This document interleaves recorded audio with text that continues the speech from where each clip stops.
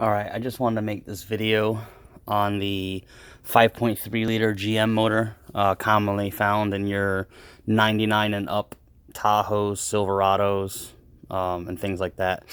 When you get a display message on your dashboard saying reduced engine power, some of the common causes are things like this.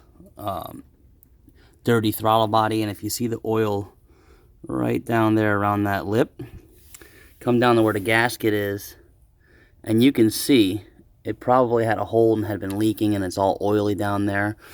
So the reduced engine power, you're basically got a carbon buildup, you got a lot of oil in the intake manifold. So cleaning the throttle body will help, but I'm gonna go ahead and tear this all the way down to the intake manifold gaskets, clean everything up, replace the valve for gaskets, and that will take care of your reduced engine power. So just pop the intake snorkel off and look into your throttle body.